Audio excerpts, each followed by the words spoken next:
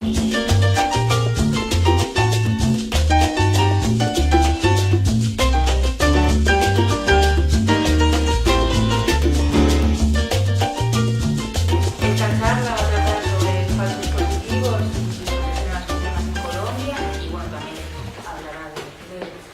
la actualidad política en Colombia, y para ello pues contamos con Franklin Castañeda, que además de ser presidente del Comité de Solidaridad con los Presos Políticos de Colombia, pertenece a la Comisión Nacional de Garantía de Seguridad y del Desmantelamiento de Grupos Herederos del Paramilitarismo. Y bueno, él nos explicará sobre todos esos temas y al final, pues si tenéis preguntas, pasará un turno de preguntas y muchas gracias por la presentación, muchas gracias a Pueblo y Dignidad por habernos invitado. ¿Cuánto tiempo tenemos?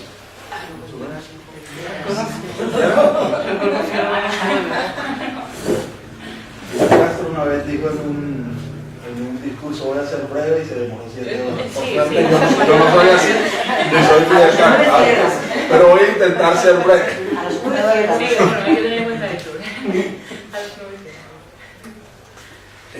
No, vamos a intentar trabajar una media hora, 40 minutos máximo. Miramos. Han pedido que pueda hablar de los falsos positivos en Colombia y además de los falsos positivos hablar un poco de la actualidad que estamos viviendo allá, sobre todo en materia de justicia. No sé si aquí todos saben qué es un falso positivo.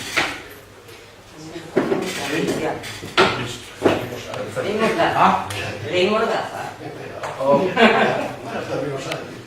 Entonces, en Colombia tuvimos, principalmente en la época que va del 2005 al 2008,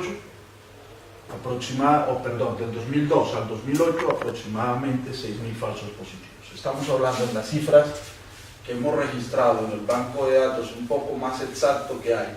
Es el banco de datos de la Coordinación Colombia-Europa-Estados Unidos, que es una coalición de la que hacemos parte de 264 organizaciones. Hablamos de 5.864 personas que fueron asesinadas entre el 2002 hasta el 2008, básicamente septiembre del 2008. Yo les voy a narrar un poco el cuento de qué sucedió en septiembre del 2008. Estas 5.864 muertes supuestamente en combate equivalen al 30% de las bajas en combate que reportó el ejército en esos años. Lo que dicen Naciones Unidas, eso ya no lo decimos nosotros, sino Naciones Unidas, es que el 30%, que es casi como decir 1 de cada 3 muertes propinadas por el ejército supuestamente en combate en Colombia, era falsa. Colombia tiene 32 departamentos y los falsos positivos se llevaron a cabo en 31 de ellos. Faltó solamente las islas de San Andrés y Providencia, que están más cerca de Nicaragua que de la costa colombiana y donde no hay conflicto armado. En el resto del país se llevaron a cabo ejecuciones extrajudiciales. ¿En qué consistieron? Básicamente el ejército, ustedes lo saben, secuestraba personas, se llevaba personas a zonas rurales, asesinaba a esas personas, algunas veces vestida de militar, otras veces vestida de ropa oscura, otras veces la ropa no importaba y se le colocaba la ropa después a un cadáver y se reportaba como muerto en combate. Los soldados que participaron de esas acciones tenían acceso a una serie de beneficios, vacaciones, aumentos de salario, bonificaciones, etc., a partir de una ley, o de mejor, de una directiva, que es la directiva 029 del 2005. Esa directiva terminó fijando una serie de topes, o mejor, de parámetros, para que la guerra en Colombia se midiera, como lo decía el general Montoya, que era el general supremo máximo de las fuerzas militares en la época, se midiera por litros de sangre.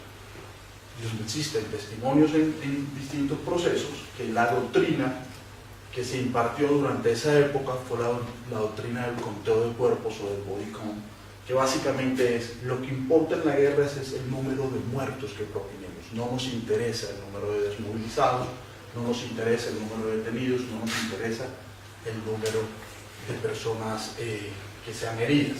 Nos interesa poder reportar que tenemos más muertos. Gracias a ese conteo de cuerpos, se llegó al extremo de plantear en Colombia el éxito de la política de entonces, que era la política de seguridad democrática del señor Álvaro Uribe Vélez. Es la política de seguridad que se basó en la mano dura en contra de lo que se denominó el terrorismo, o se denomina el terrorismo, y que coincidía con algo que se estaba viviendo a nivel internacional, con el famoso tridente de George Bush, Aznar en España, Tony Blair en Inglaterra, y que básicamente es la respuesta que se da a los hechos del 11 de septiembre. En Colombia se da esa misma respuesta, pero a partir del 7 de agosto del 2002, cuando llega Álvaro Uribe Vélez al poder, y se alinea de alguna manera con ese tridente de presidentes de potencias del hemisferio occidental. La respuesta que tuvimos es, efectivamente, tuvimos una inversión militar como nunca antes se había tenido en Colombia, se tuvo la asesoría como nunca antes se había tenido en Colombia de estos tres países que acabo de mencionar, pero también el servicio de inteligencia israelí. Se compraron armas a estos tres países y a Israel principalmente, y se fortalecieron las Fuerzas Armadas. Lo que no se nos dijo es que parte de ese éxito de las Fuerzas Armadas venía de alguna manera trabajándose a partir de una mentira que cubría cerca del 30%, según lo plantearon Naciones Unidas, de las bajas en combate. ¿Qué pasa en septiembre del 2008? Las organizaciones de derechos humanos veníamos denunciando que habían personas civiles, campesinos de zonas rurales, campesinos pobres o campesinos en zonas de conflicto que estaban siendo asesinados por el ejército y reportados como muertos en combate. Pero lo que ocurre en septiembre del 2008 es que un periodista deportivo va a las instalaciones del Instituto Colombiano de Medicina Legal y Ciencias Forenses. ¿Qué es eso? Es el instituto que se encarga de hacer los dictámenes legales y hacer las necropsias de las personas que padecen una muerte violenta. Allí se encontraba un futbolista que había padecido un accidente de tránsito. Pero por coincidencias de la vida se encontraban unas madres de unos muchachos que habían sido secuestrados y habían aparecido muertos en Soacha, que queda pegado a Bogotá, que es la capital de Colombia, y habían aparecido en Ocaña, norte de Santander, que es algo que queda a 14-15 horas por tierra de Bogotá. Habían aparecido a los pocos días de haber sido secuestrados o desaparecidos de Soacha, habían aparecido allá muertos en combate. Y a pesar de que tenían sus documentos de identidad, nunca se les había reportado a sus familiares de que estas personas eran muertas en combate, sino que el ejército los enterraba como personas no identificadas. Por azares del destino hubo una equivocación. Algunas de estas personas fueron registradas en los cementerios con sus nombres y demás. Las madres los estaban buscando, no en el norte de Santander, sino en Bogotá. Iban a medicina legal todos los días, iban a la policía, iban a los hospitales buscando a sus hijos. Y en medicina legal comenzaron a comunicarse o emitieron una comunicación a sus dependencias en el resto del país, y desde Ocaña, norte de Santander, llega la información a medicina legal en Bogotá de que hay unos cuerpos que coinciden y que además están los documentos con esos cuerpos, pero que esos cuerpos fueron retirados por el ejército y enterrados como muertos, como personas no identificadas.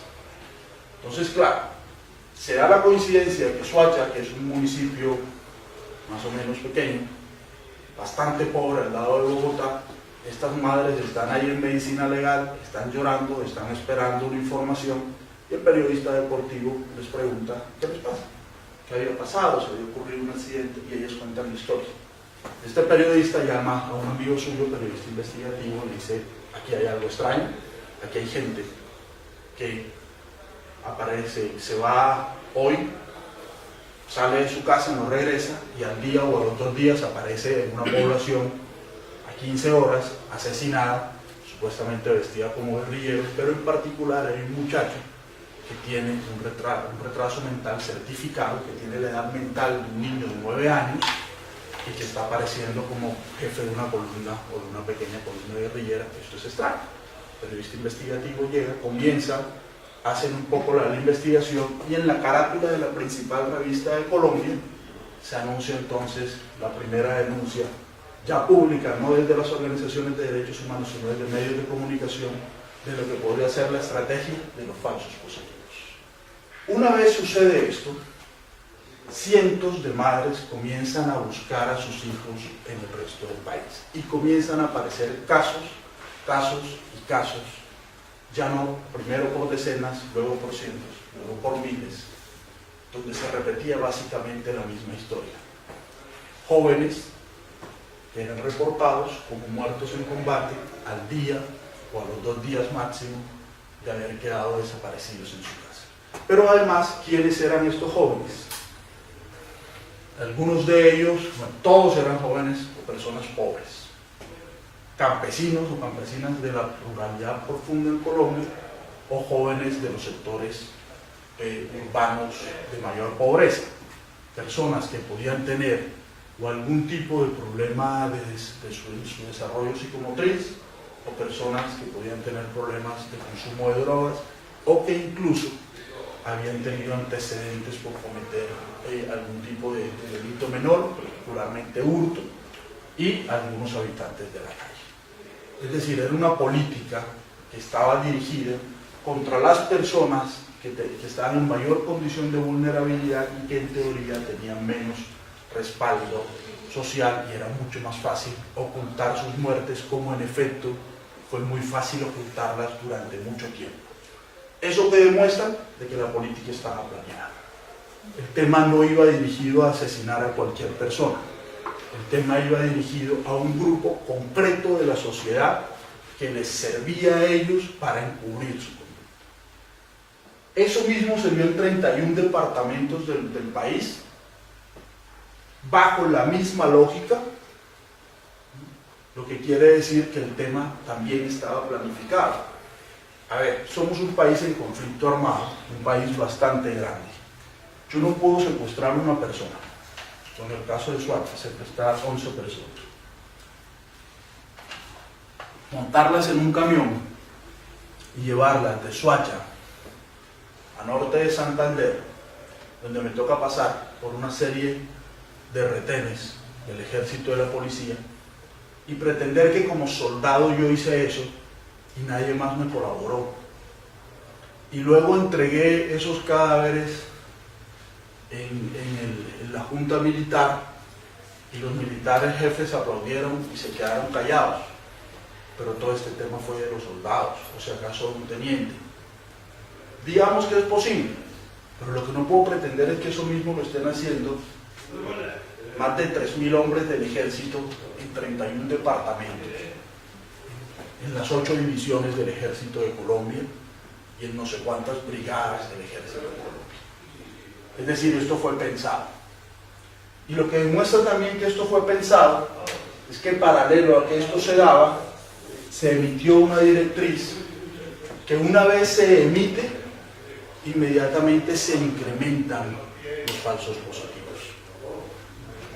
Pero también, como esto fue bien pensado, una vez se detectan, al día siguiente el número de falsos positivos fue 0. Si esto no responde a un plan, nadie tiene la autoridad para decir esto no se hace. Si esto responde a un plan, hay alguien que puede tener la autoridad para decir hay que hacer esto lo vamos a encubrir así, vamos a dirigirlo a este grupo de poblaciones. Hay otras coincidencias que se dan en los falsos positivos. Por ejemplo, no se dan nunca en zonas reales de combate con la insurgencia. No se dan nunca en esas zonas. Se dan en municipios muy cerca de las carreteras o en zonas de control militar. Pues no estamos hablando de un ejército que se meta a una zona de control insurgente a estar llevando un civil para asesinarlo y poner a los hombres de ese ejército en riesgo de una respuesta a la insurgencia. No, estamos hablando de un ejército que va a las zonas que están bajo su control, se asesina allí y luego simuló un combate en esas horas. Ese ejército en ese momento llevaba después a los funcionarios judiciales, montaban un poco todo el escenario del croquis, de donde supuestamente se disparó, todo lo demás, y el resultado era bastante eficiente. Es salir a decir, matamos tantos guerrilleros, y ese resultado terminó ocasionando también un amplio respaldo en Colombia hacia una política de seguridad que supuestamente era efectiva. Lo que hoy se demuestra es que esa política de seguridad está basada en una gran mentira, y de que se respaldó que el 30% de las muertes en combate fueran realmente la muerte de personas inocentes. ¿Qué tenemos hoy entonces?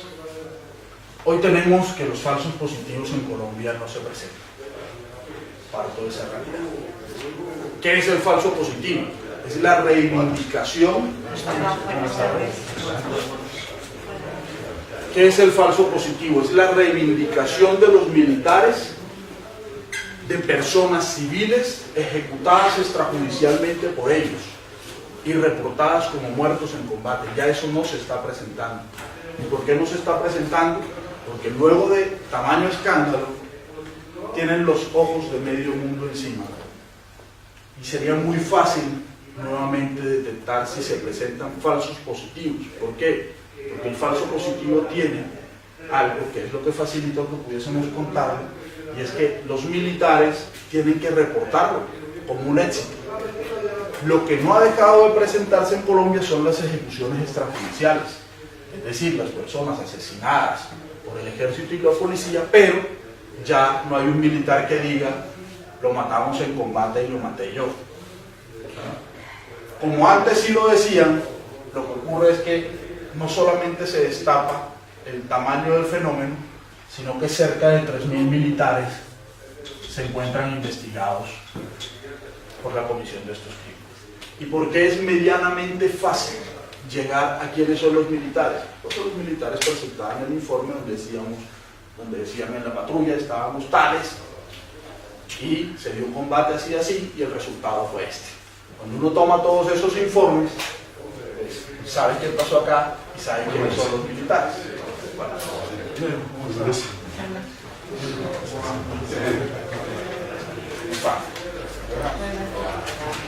entonces, ¿qué tenemos?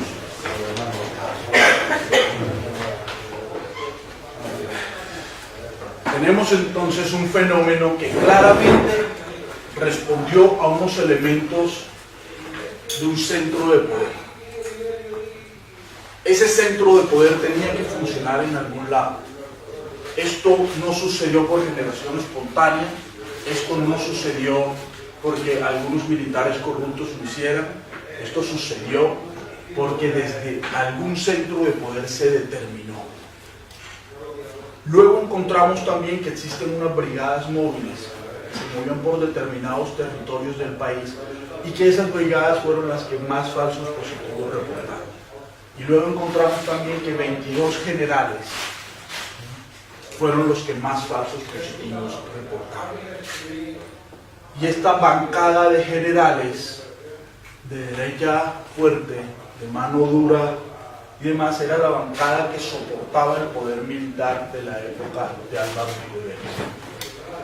Entonces lo que podemos decir es que aquí lo que hubo es que se utilizó a la fuerza militar colombiana no solamente para hacer un escenario de guerra sucio, sino realmente como un ejército criminal que lastimosamente terminó asesinando miles de personas de la manera más vil y cobarde para producir un efecto político. Entre otros muchos beneficios, para producir un efecto político. El efecto político que permitió la reelección del presidente Álvaro Uribe Vélez, bajo la idea de que la política de seguridad democrática era exitosa y producía efectos tremendos en la lucha contra el terrorismo. Pero ¿por qué esos hombres y mujeres se metieron ahí? Los del ejército. ¿Qué les interesaba ese efecto político? Tenían suficientes beneficios por cada baja en combate como para querer meterse. Beneficios que iban desde descanso hasta los ascensos, vacaciones pagas, centros vacacionales, se volvían los hombres de confianza, en últimas de los mandos del ejército. Los mandos del ejército conformaban unidades delta que llamaban, que estaban bajo su tutelaje directo. Entonces, claro, usted es un soldado, pero un soldado que atiende órdenes directas del general. Y como atiende órdenes directas del general, usted sale temprano, tiene permisos, el general te manda cursos, tienes los mejores uniformes, eres el consentido. El general, así se hace un soldado, ganas un poco más que los otros a partir de recompensas. O sea, se conformó una especie de mafia o una especie de red de corrupción.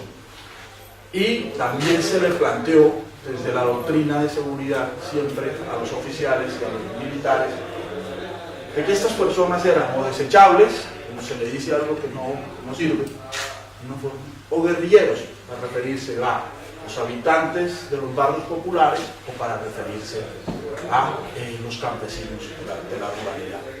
Y en consecuencia merecían ser asesinados. Eso es un poco el balance de lo que ocurre en esa época. ¿Qué viene ocurriendo luego judicialmente? Hemos logrado que el 3% de los casos tengan una sentencia condenatoria. Esto quiere decir que hemos logrado apenas un avance en 3 de cada 100 casos. Y llevamos en esto desde el 2008, cuando menos, hasta el 2016. O sea, llevamos en esto 8 años y apenas hemos logrado este avance. Pero ¿contra quién hemos logrado ese avance? Entonces hablemos de lo que sería la pirámide del ejército en Colombia. Entonces están los soldados, están los mandos medios, están los generales y la plana mayor del ejército, y luego, mire, me sobró un cachito. Están los políticos, que particularmente tendrían que ser el presidente y el Ministerio de Defensa. ¿En dónde están las detenciones de este 3%? Están acá y están en algunos casos acá. Y hay un general, que es el general Torres Escalante, que está detenido. Ese general está detenido por una ejecución extrajudicial, o mejor, 2 ejecuciones extrajudiciales, en las que asesinan a 3 personas, que se da en una zona del país que se llama Casanare. Es un caso que llevamos directamente nosotros, debo decirlo públicamente, con respaldo al Ayuntamiento de Gijón, algo que le agradecemos a ustedes. Es el único general que está privado de la libertad por esto. Está privado de la libertad por esto porque el teniente, que tenía a su cargo la unidad Delta, por la que respondía el general Torres Escalante directamente, termina siendo condenado, sus hombres terminan siendo condenados a 53 años de cárcel, y el teniente dice: no, un momentico, yo no me voy en esto, tengo aquí que confesar, y termina negociando con la fiscalía una rebaja de penas, y él aporta las pruebas de la responsabilidad. Pero en lo demás, realmente quienes están padeciendo la detención son los soldados y algunos mandos medios. Hay algunos generales en investigaciones, pero contra ellos la justicia no avanza. Básicamente lo que se ha ido vendiendo en Colombia es la idea de que los soldados y mandos medios actuaron como ruedas sueltas para aprovecharse de los estímulos que el Estado venía dando como una forma de estimular que la acción benigna de nuestras fuerzas militares. Entonces, claro, los malos son estos, pero estos malos terminaron funcionando supuestamente como la teoría de la manzana podrida. Y lo que han hecho también es 2 cosas. Uno, defender la institucionalidad, es decir, así haya que condenar a los soldados, los abogados que ellos tienen, que son pagados por los propios militares, a partir de una ONG que montaron que se llama DEMIL, que es la defensa de los militares. Los abogados que ellos montaron, básicamente lo que hacen es defender la institución militar, que está representada de aquí para arriba, y a estos muchas veces los tienen no tan bien defendidos, pero ellos saben que cuando caen presos van a entidades militares a pagar su condena, y muchas veces les mantienen su salario, les mantienen contratos, les mantienen una cantidad de cosas que no me las crean a mí porque suenan a chiste, Busquen en internet un escándalo que se llama Tolemaida Resort. Tolemaida es el principal centro militar de Colombia. Y la revista Semana, la misma que divulgó esto, divulgó también un escándalo que llamó Tolemaida Resort para hacer referencia a las condiciones en las que vivían los militares en la base militar de Tolemaida, los militares que deberían estar ahí presos, todos los contratos que manejaban, la corrupción, las salidas que tenían o que tienen y demás, porque en realidad lo que tienen es una cárcel de mentiras. Entonces estos que están acá garantizan con su silencio la posibilidad de que el ejército en últimas los mantenga viviendo en una cuasi libertad, los mantenga económicamente, pero ellos a su vez tienen que ser leales a la institucionalidad militar y a partir de ahí se compran los silencios. Y es un buen negocio. Algunos dirán, pero ¿para qué un militar igual va a quedar preso? No, porque no necesariamente queda preso. Se han dado casos en Colombia de que cuando van a notificar una condena al que está privado de la libertad, no dejan entrar al notificador, sino que les toca mandar un helicóptero a buscar al supuesto privado de la libertad a otra población y traerlo para que se pueda notificar una condena. O sea, aquí hay una amplia red de corrupción que está intentando poder tapar hasta el máximo la responsabilidad del centro de poder que determinó la estrategia de los falsos positivos. ¿Qué pasa ahora mismo, ya luego de haberles echado todo este cuento y llevo ya media hora, me faltan 10 minutos? Lo que pasa es que se nos vino el proceso de diálogo entre las FARC y el gobierno y ese proceso se firmó ya la semana pasada, se firma el fin del proceso,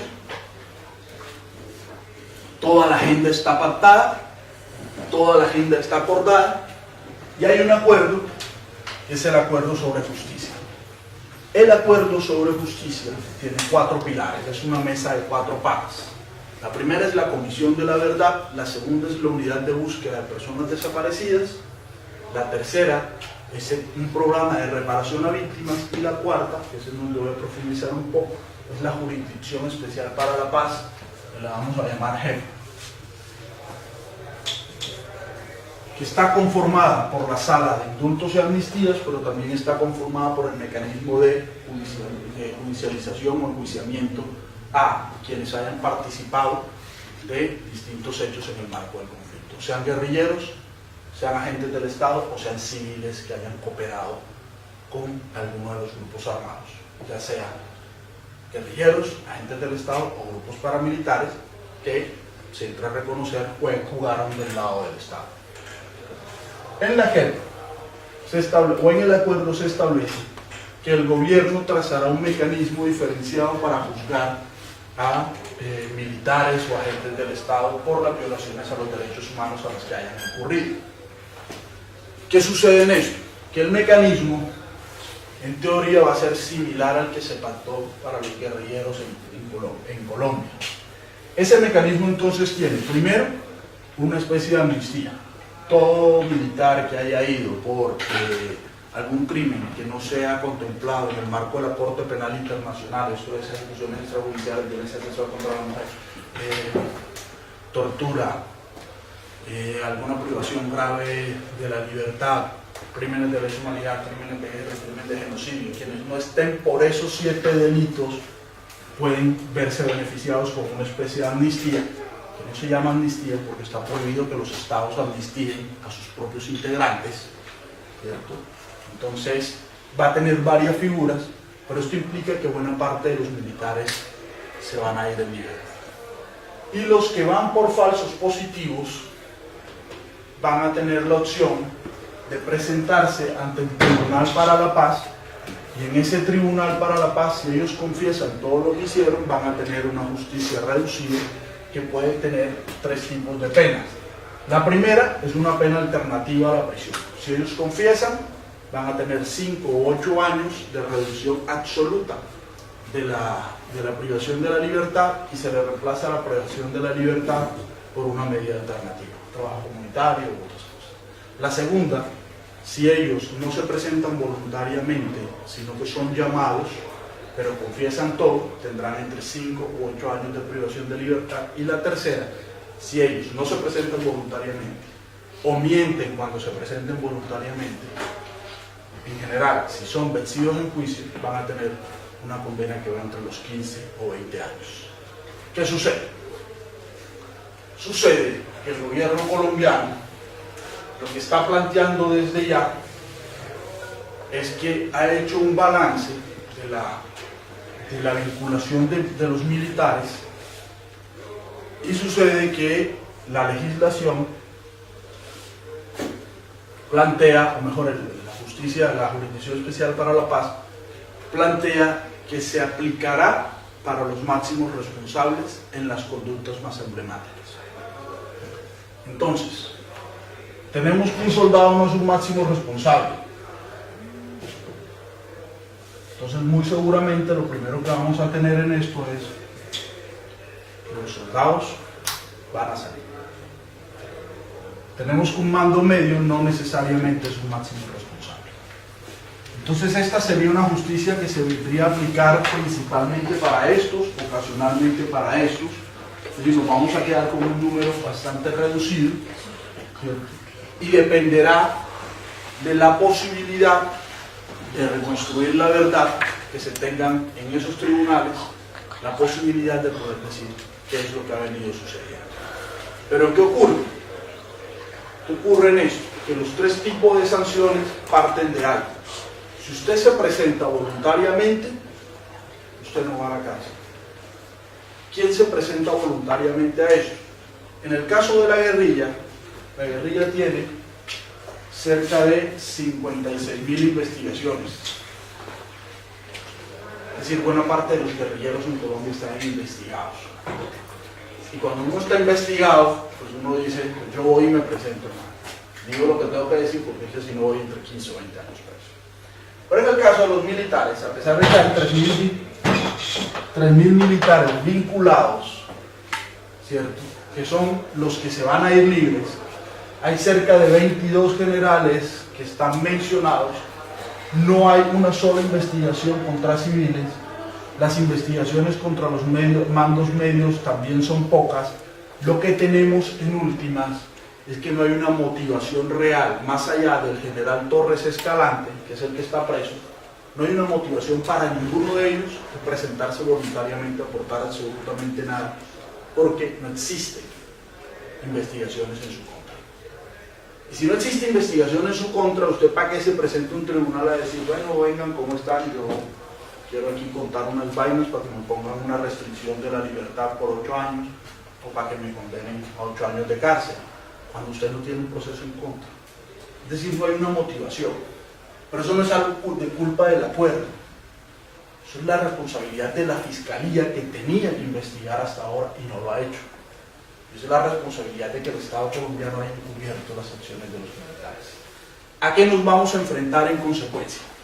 Nos vamos a enfrentar a que va a haber una sensación de amplia impunidad, porque los que están de abajo se van a ir libres, al no ser máximos responsables, ¿cierto? Es muy posible que se vayan en libertad, y los que están arriba no se van a presentar porque no tienen investigaciones en su contra. Sin embargo, ante eso hay una salida. ¿Cuál es la salida? Las organizaciones de derechos humanos somos reconocidas en el acuerdo con la posibilidad de presentar informes, por medio de los cuales esos informes se igualan un poco al papel de la Fiscalía. ¿Cuál es la dificultad que tenemos? Nosotros no tenemos la capacidad institucional que tiene la Fiscalía como para que nosotros vayamos ahora a hacerle el trabajo a la Fiscalía. Pero bueno, nos las arreglaremos de alguna forma para poder presentar informes concretos contra algunos militares, contra algunos mandos de brigada. Y bueno, nunca lo hemos tenido fácil, entonces lo que se les viene ahora es un nuevo escenario de lucha en contra de la impunidad, donde ya no solo somos abogados, sino que vamos a jugar muy seguramente al papel de detectives. Lo que vamos a tener en consecuencia en los próximos años es todavía una lucha mucho más fuerte para lograr vencer la impunidad en Colombia, donde el centro no son las sanciones, donde el centro es poder llegar a determinar las responsabilidades de los máximos responsables, las responsabilidades de los que determinaron los crímenes, y poder llegar a que cuando menos la Comisión de la Verdad que todos los ejercicios de divulgación que se vayan a hacer nos puedan ayudar a que contra estos máximos responsables, que son políticos, económicos, militares, pueda haber cuando menos una sanción moral y social de parte de la sociedad colombiana. Muchas veces eso puede ser hasta más importante que una supuesta cárcel a 50 años, como nos pasa con los soldados, es una cárcel de mentiras, como la cárcel de Tolemaida, que hacen, deshacen y demás. Nosotros llevamos años peleándonos una sentencia y resulta que estos militares no cumplen la sentencia y la autoridad que debe hacer que la cumplan, pues sencillamente no lo hace. Pero la aspiración que tenemos ahora realmente es que podamos llegar cuando menos a lograr la desvinculación efectiva de estas personas del Estado, podamos lograr que sean sancionados, ojalá en muchos casos con algunas condenas de cárcel, pero sobre todo que esto de verdad pueda conocerse por el conjunto de la sociedad colombiana y pueda haber una sanción moral y social hacia estas instituciones y hacia estas personas. Todo esto que les acabo de narrar es responsabilidad absoluta del Ejército en Colombia. El Ejército en Colombia es la entidad reconocida públicamente con mayor popularidad al interior del Estado colombiano. Si usted le pregunta a los colombianos por el Congreso de la República, el 25% van a decir que hace un buen papel, los demás van a decir son unos corruptos, asquerosos. Si usted le pregunta por el Ejército de Colombia, el 93% de las personas van a decir son los héroes de la patria. Esa es la realidad. ¿Y qué sucede con esto? Que lo que ha habido es una estrategia de encubrimiento muy fuerte a lo que han hecho estas personas. No podemos continuar viviendo en un país que no conoce su historia y no podemos continuar viviendo y pretender cambiar un país donde la mayor parte de las personas viven de espaldas a realidades como estas. Y gracias a realidades como estas se sustentó un poder político en Colombia que se tradujo en enormes cambios políticos y económicos nefastos para la mayor parte de la población, pero que de alguna forma se logró sustentar en la idea de una política de seguridad muy fuerte. Atacar esto o develar esto es en últimas también abrir una brecha para poder demostrar cómo ha funcionado el poder económico y político del Estado colombiano y cómo se nos ha ocultado a la mayor parte de los colombianos la responsabilidad del Estado en la comisión de los crímenes. Prometí 40 minutos y son 40 minutos escritos. Quedo abierto a sus preguntas.